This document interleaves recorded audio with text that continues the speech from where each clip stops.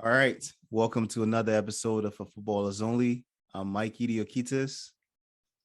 I'm James Pinay. And today we have a special guest.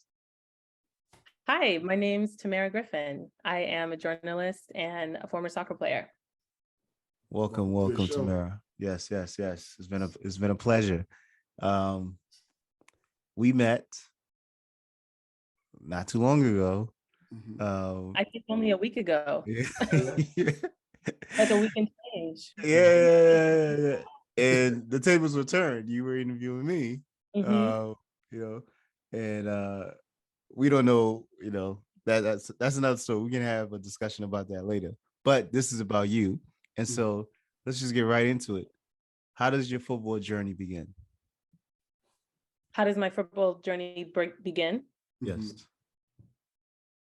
I was 6 years old, living in Northern California, Bay Area, Fairfield specifically. And I had this best friend, her name was Allie. And at that age with your best friend, whatever they do, you want to do, whatever you do, they want to do. And I remember her we were in the same class, same grade at school. And she came to school one day talking about the soccer team that she had started playing on called the Unicorns. And I was still at that age where unicorns held a lot of mystique and, appeal. So I was like, unicorns and this sport I've never played before, sign me up. Mind you, my parents kind of threw me into anything that interested me as a kid, but I started out with ballet, and then that turned into gymnastics, and I did a bunch of other like softball and taekwondo, swimming lessons, basketball, a bunch of stuff in between. But I think their philosophy was like, let's let her try whatever she wants, and when something sticks, she'll tell us, and we will let her keep doing that thing. And so at the time, by the time I was 6, I'd been doing gymnastics for 3 years, and that was like my thing. But I remember I must have at some point, told my parents, hey, like Allie's playing soccer. I want to play soccer with Allie, blah, blah, blah. They talked to Allie's parents, signed me up for a recreational team that just so happened to practice in the park right next door to our elementary school. So hella convenient. And I just remember one day at practice, doing some sort of drill. It wasn't even a running drill. It was some, the kind of drill. It was like the level of sophistication that you could only give to like a 6-year-old soccer player, something that involved running and maybe dribbling too. And anyway, I just remember one day running down the field with the ball.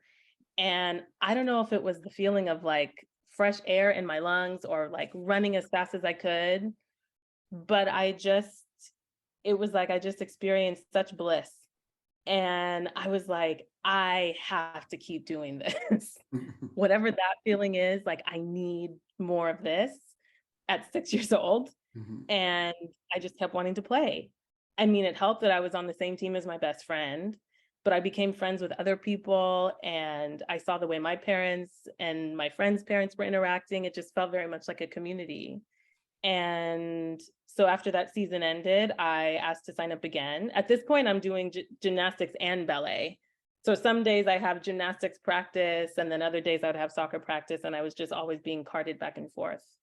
I did that for maybe 3 years or so, I think, until finally my parents were like, look, we ain't got money like that. We ain't got time like that. You need to decide which one it's going to be. And I think it was maybe around that time that I started to discover competitive teams. Before we even get into really clubs, where I lived at the time, we had just competitive teams, and I had developed enough of a competitive nature and a love, I think, for the game at that point to know that I wanted to see if I could play at that level next. And so it was starting to get more serious. And I think it was around that time that my parents said I needed to choose gymnastics or soccer, and I chose soccer. Kept playing recreationally, moved to Sacramento, partly because at that point, when I was like 14, I knew that I wanted to play for a club even more competitively than I was. And where I lived in Fairfield, there weren't that many clubs. There were competitive teams, but they weren't really part of a club. But they had that in Sacramento. And there were other reasons for our moving there. But we moved there, and then I tried out for, and I made a club team in Sacramento, probably around 16, 17, I started, no, probably maybe like 15. I started to think about what it would mean to play in college, but not before then. I feel like a first generation soccer player in a lot of ways, because the way that we talk about first generation college students not being equipped with a lot of the resources and tools and knowledge about how to apply to college, how to research colleges, what the financial journey of that is like, was sort of like me with soccer. Like, my mom ran track and was a cheerleader. My dad was a football player, American football, and like loved basketball, but I don't have anyone in my family who has played soccer before. So my parents were kind of just like, I was sort of, they were following me, following my lead, you know?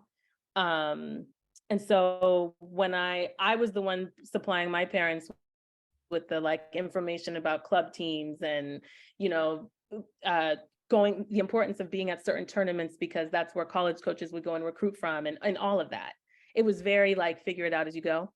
And so it was, and at this point I'm doing like club teams, I'm doing ODP, I'm going to like state and regional tryouts and stuff. I've never played for the national team or anything like that. And like winter of my senior year in high school, I strained my MCL. And it was like the weekend before a tournament that the coach of the school that I wanted to go to, San Francisco State, was going to watch. And so that didn't happen. I didn't even travel to that tournament, but I've always been a strong, like very strong student academically. And so deciding which school I wanted to go to was kind of complex, because I knew that I wanted to study journalism, and I knew I wanted to be a journalist, but I also wanted to study journalism. Can you guys hear me okay still? Yeah. You're breaking up slightly, but you're fine. Okay, cool. You're frozen. I think there's a lag, but yeah. Be better now, yeah. Okay. So choosing a college was kind of tricky for me, because journalist, I knew I wanted to go to college in a big city. I knew I wanted to play soccer, and I wanted to make sure all of those needs were met. And I knew that because I was so strong academically, I wasn't really worried about getting admitted anywhere, but it was more important for me that I be at an institution that met all of my needs equally without feeling like I was compromising. And San Francisco State met all of those needs. I also knew that I was good enough to play there, because I had been recruited by a few like smaller D1 schools, and I knew definitely that I could play D2. So I ended up being a walk-on at San Francisco State during the spring of my freshman year. I took the fall to rehab, and I made the team fairly easily. And then I ended up playing that spring, fall, my sophomore year, and then the rest of the seasons until I graduated. Yeah, that's that. I mean, that's the bulk actually of the journey. I realize now you just asked me where the journey started, but To the end. that's Hey, that's fine. this is No, why I that's need good. to ask how long the conversation was going to be. I have such a tendency to do this. Let me know if you want to develop like a hand gesture. Let me know. That's good. That's good. That's a great journey. All right, let's. A lot of questions in this journey, yeah. Yeah. There's a lot. Okay. All right, let's start. First of all, are you still in touch with Allie? We don't talk that much anymore. We remember each other's birthdays. But you know what's funny about Allie? So she introduced me to soccer, and then a few years later, I got it in my mind that I wanted to become an actress. So I started taking theater classes at like the local community college in Fairfield. And she and I were still so close that even like all those years later, like freshman year of high school, she heard that I was doing theater, and she started doing theater, and she became an actress. She's an actress now. Nice. So she got me into soccer. I became a soccer player, and then she stopped playing soccer. Then I got her into theater. I stopped theater, and she continued on, and she's an actress now. So we kind of gave each other our Yeah. our profession. That's Okay. dope.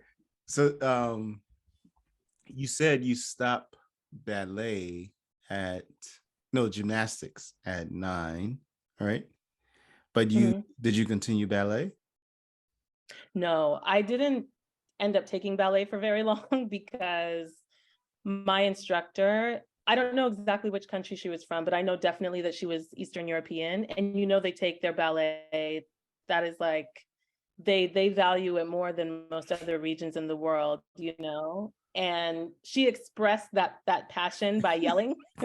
And I was a pretty sensitive child back then and didn't know how to differentiate between someone yelling at me because they were passionate. Yeah. And I just equated that to me being in trouble. I started to associate ballet with like constantly being in trouble for things I didn't know that I was doing wrong. And so I Uh, started to fake injuries so that I wouldn't have to go to ballet rehearsal. Wow. Yeah. So ballet Um, I did for maybe a year. okay. I mean, all three of those things, or well, two of those things really supports football, right? Like, ballet, the foot and the gymnastics, the body coordination and motor skills and stuff. So that's a great mix. All Mhm. right. Yeah, my So mom. no, go on. Oh, sorry. I was just gonna say that as I would often comment that she was so glad that I have ballet as my foundation because it helps me understand how to fall and with Yeah. things like weight distribution and stuff. Yeah. Yeah, no, mhm. that's a great foundation that you had. Okay. So when you were, especially when I mean, you said you transitioned to competitive slash club ball kind of late, right? Like you said at 14, 15. Yeah. Was it because the where you were living there was not a lot of team, or is that the reason? Or okay. Yeah. Where I lived in Fairfield, it was a pretty small town, like maybe probably less than 100,000 people. And there were three different competitive teams, but they weren't clubs. So like there was no like U17, U18. It was just like this competitive team that would play against other clubs, but we ourselves were not a club. And because those teams only existed in certain age groups, I was going to age out of it anyway. But Mhm. I also knew that I wanted to be more serious. But also like my mom, I was raised, my brother and I, primarily by our mom as a single parent. Um, and she wanted to move us to Sacramento because she felt like the schools were better and she got a job out there. So there were a lot of other factors, but it definitely benefited my soccer career, us moving. Yeah. Oh, your yeah. Your so when you transitioned to Sacramento, you you went you tried out for a competitive team, but this is something actually, I mean, this is a good way, a good segue. Mhm. Um, before we get into the segue, I have a question. Mhm. When you were playing club, I mean prior to club, but competitively 13, 14, 15, etc. Did you have a favorite player or football idol?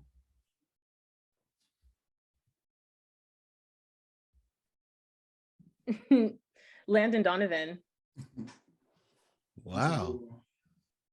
Yeah, because I lived in Fairfield, which was maybe an hour and a half drive from San Jose. That's Mhm. true. So the Earthquakes were our closest professional team. Mhm. And I may or may not have had like a preteen crush on him too. Please don't hold that against me.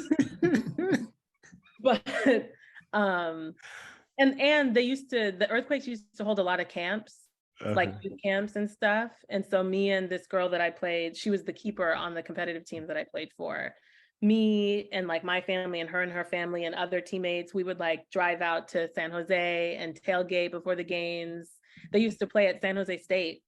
And so we used to tailgate in the parking lot. And so I have so many fond memories of Yeah. MLS games and, waiting outside afterwards to get their autographs and stuff. And Landon was also from California, so I identified with that. And at that time, outside of like World Cups and Olympics, it was really hard for me to access international soccer on a regular basis. So I wasn't really aware, really, at that age, of like European stars. I knew about like Mexican stars and like Pele. But that was also kind of a result of like the environment where I grew up, because in those like early pre-club years, a lot of my teammates were Latinx. They were from like Mexico and El Salvador and stuff like that. So yeah, it was probably Landon Donovan. Okay. All right.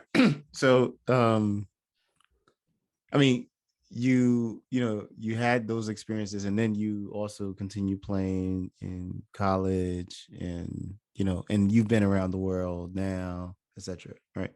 So I'm going to ask you a question that there's really no right or wrong answer. It's your answer.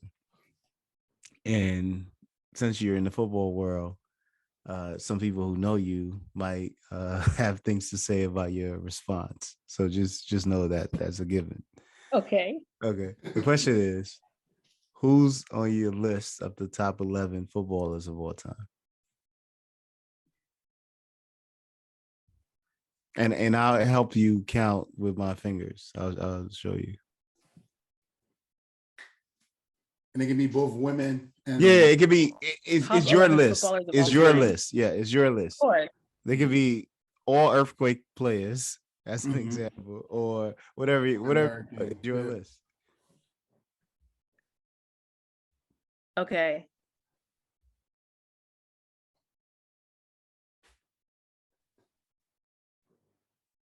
And you're asking me to name 11? Mhm. Yes. Okay. I'm just checking. Yeah. Um, I mean, you already named one already. Well, I mean, he may not be on your list. He may Oh, just it's be your yeah, favorite. I don't know that he's still on my list. Okay. Okay. Man, of all time. Or your favorite. Your I should, favorite I 11. should, okay, because those are two very different things, though. I'm just pointing that out. Yeah. It's true. Okay.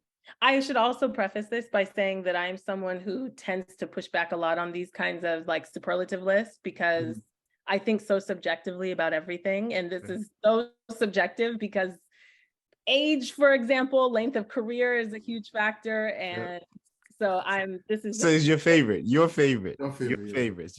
Your top 11 favorite players of all time. okay.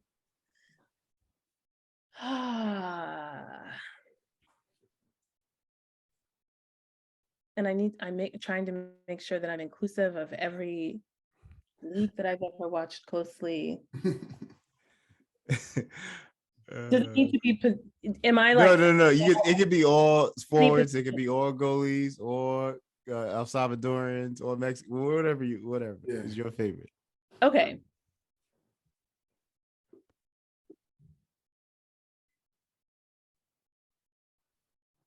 Brazilian Ronaldo. Okay. Oh, sure. That's a good one.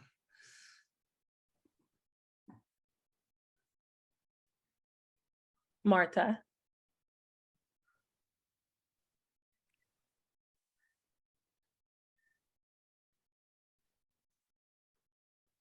Mm,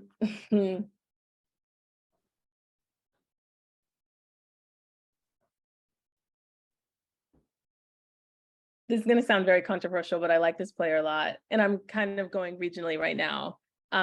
Luis Suarez. Oh.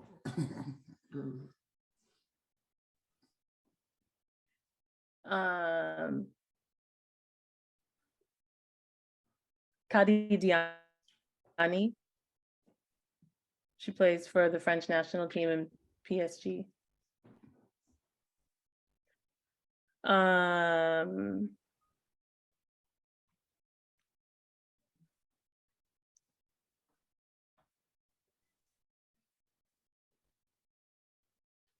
Pele, Messi. That's 6.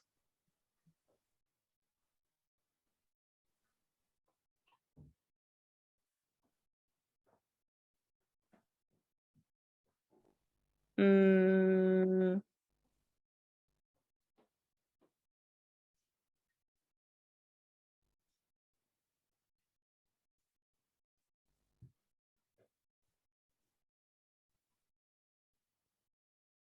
My current Who? feelings about him aside, I said I'm prefacing and saying my current feelings about this person aside, Okay. Cristiano Ronaldo. Okay. So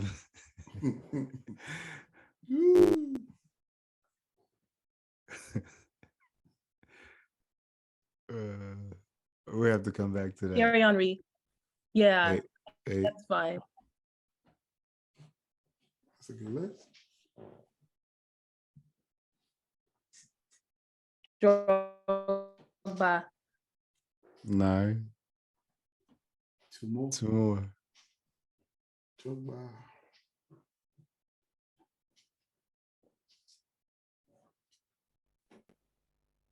Um,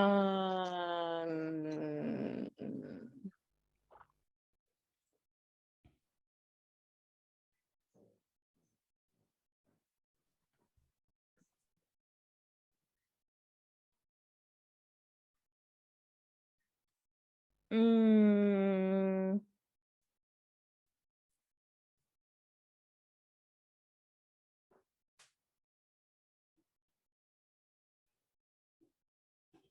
really like Mapi Leon. She plays for Barcelona and the Spanish women's national team. Oh, yeah. And one more, right? Who's the last one? I was just checking that I have one more. Yeah. One more. I don't think I've named any goalkeepers. No.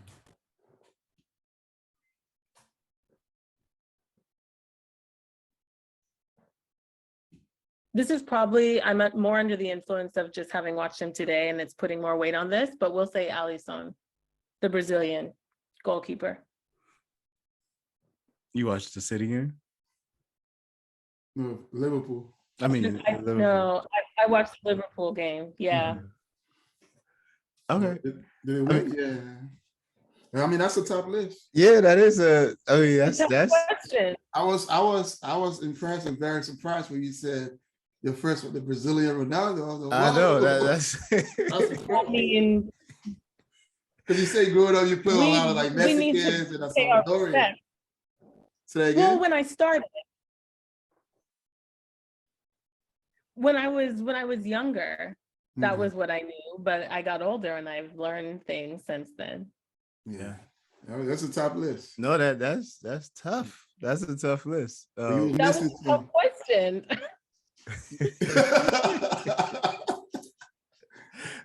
I told you. Well, I mean, I'm sure people are still gonna say there's people you left on the list. I mean, so of course, yeah. There's people that you included on the list that are regular on this podcast, and then there's people who are not included on the list. That is like, really, like how are they not? So, but you have to deal with that when people are contacting you and getting at you.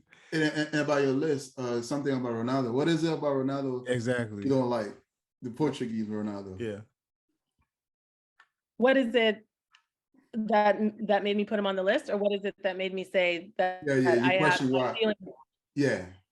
Oh, I mean, everything from the rape allegations against him to the way he is having an impact on his current team that I feel is toxic and is not, it's hard to watch, honestly. But at his best, I think he is one of the best we've seen. I feel that there's a really interesting thing happening in sports right now where it's like, I mean, I guess this always happens, but I think about like Russell Westbrook, Cristiano Ronaldo, and there are just so many stars who you can tell how hard it is for them to accept the fact that they maybe need to just be done. Yeah. Can I ask you one question about Ronaldo again? Do you think one person as a player can destroy a full team of professional players that is playing on a very high level as a team as Manchester United? Yeah, I do. on each someone with individual performance. no, but a team performance is something greater than the sum of each individual effort. Yeah.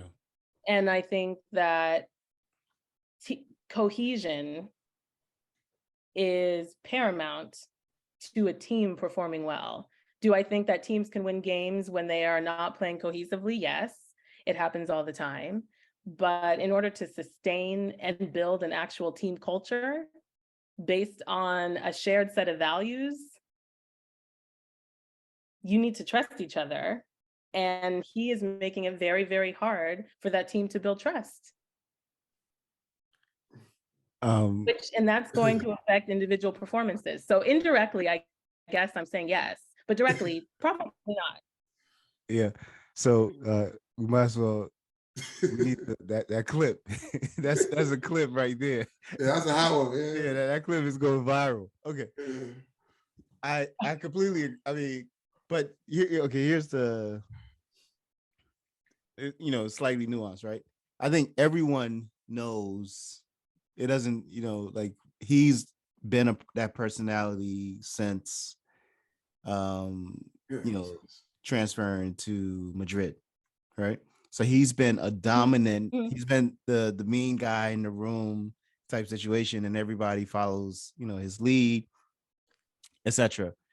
And so when you're bringing, so it like it's almost like you can't necessarily blame him. You blame more the coach or whoever, the management who decided to bring him back or bring him on. You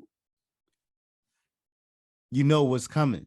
All right, like you're not bringing on an up and coming player or even a good player, but that may not be a dominant personality, right? That could be disruptive if things are not going their way, those kind of things. And so I think that's a reality and that's an issue. And for a number of these guys, it is difficult. Like a number of them need to retire, but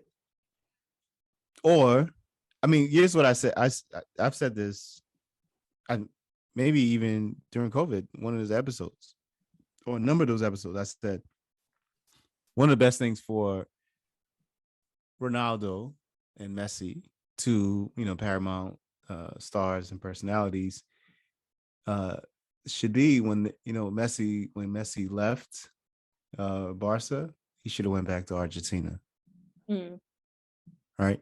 And what that would do, and you can play at Boca, wherever he wants to play. But what it would do, one, it would show the world that, for us, yes, like maybe everybody on here knows all the teams in the Argentinian league and knows all the Argentine legends and this, all the stuff. But most of the world does not, right? Like, I mean, most of the world, especially America, folks in America don't even know there's an Argentinian team outside of the national team when Messi's, right? But imagine Messi's wearing the Boca jersey. All of a sudden, kids all over Sacramento wearing a Boca jersey and talking about, and watching the Argentinian league. And so it truly becomes this global thing, right? And he can go down like the gods, Maradona, like those gods, right? Same thing with Ronaldo. Oh, but another cut you off. Ronaldo did mention he's going to retire in Portugal. Yeah, but what I'm saying is not even like to do it when you're still relevant. Yeah, right. When you're still relevant, when there's still like a lot of interest in you. Like when you go somewhere when you're when nobody wants you, it's not as the impact is not as relevant and significant. And I think those are game changers. But I can't. We can't make decisions for for these guys, and so they're still chasing the dream and when they play in. But imagine Ronaldo goes back to Portugal and plays at Sporting or Porto, wherever he plays, and then they win the league and get in Champions League and win Champions League. He's going down as he's the one. Right. Yeah. Right. So I have two thoughts. The first one about Ronaldo and the impact and, his presence at Madrid versus Manchester United. The one thing that has changed in between those two things, in my opinion, is the quality of his game.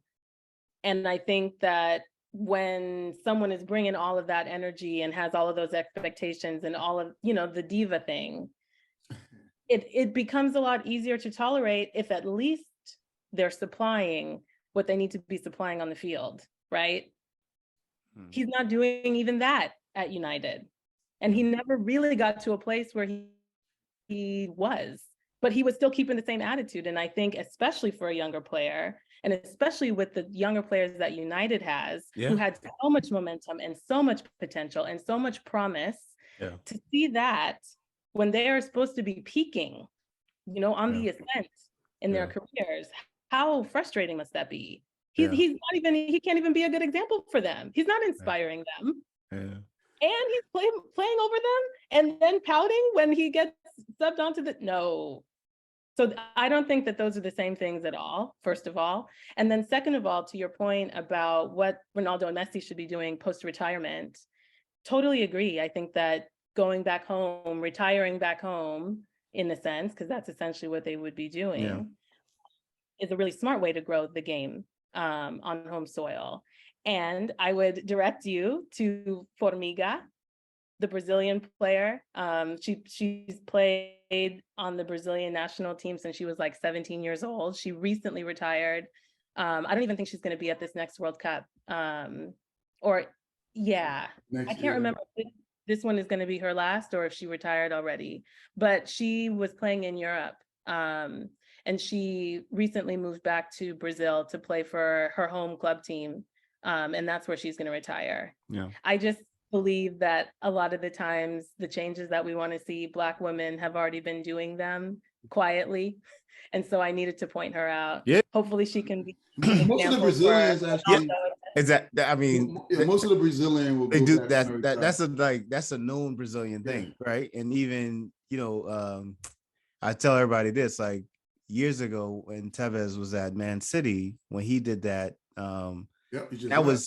he did it right, like literally he signed a contract. I can never forget this. Like he signs a contract last week, this week in the press conference, he's like, it's too cold. And I have to go back. He went back. Right. And so and he wanted to leave, by the way, too. Yes. And so, like I think there are people doing it. And people have done it, for years. I mean, we can go down the list. And people will continue to do it. I just, think for these guys, especially given their, like how much, like brain, like how much space they occupy in the football world, that their impact will be so great and they could really grow the games, from their, their native lands, if they went back. But, but yeah, no, but to your point though, I mean, that's the point about about Ronaldo. About Man U. I think it's something I'll be interested to like kind of get a, how Prime does the All or Nothing documentaries. Have you seen those? No. Oh wow. So watch, there's probably 6 or 7 of them now. The 2 best or 3 best ones are the ones on the Brazil national team, Brazil men's national team, Man City, and Arsenal. Okay. So they do like a full season documentary, like behind the scenes, everything, it's on Prime. Just go on Prime and do All or Nothing. They started out, covering American football and then started with Man City for world football. And it's good. It's really good. Okay. But I was saying, actually, say that again? The show does sound familiar. I just haven't watched it. Yeah, no, you enjoy it. But it would be interesting to see if they're doing one of those now on Man U, and to see behind the scene, right? Like, because when you see the Arsenal one, for instance, you can see the fights with Aubameyang and like what everything that happened last year behind the scene, like, and then you see, Lacazette actually fist fighting in practice, with like, and all of those things, right? Like all the and Arteta like laying down the law on what needs to happen, and this is not acceptable, and all those kind of things. So it will be interesting to see what's going on behind the scenes at Man U, because it is unfortunate because they have a lot of young, talent that can really get busy, and things are not clicking for whatever I know. reason. I felt sad for them for 2 seasons now. It's Yeah. those players specifically. I can't imagine what that must feel like to have worked as hard as they've worked in the academies to get Yeah. to where they are, to be at the age that they are, at the club that they're Yeah. on. Yeah. The biggest stage. And then here comes a player that they have all idolized, probably Yes. in some way or Yes.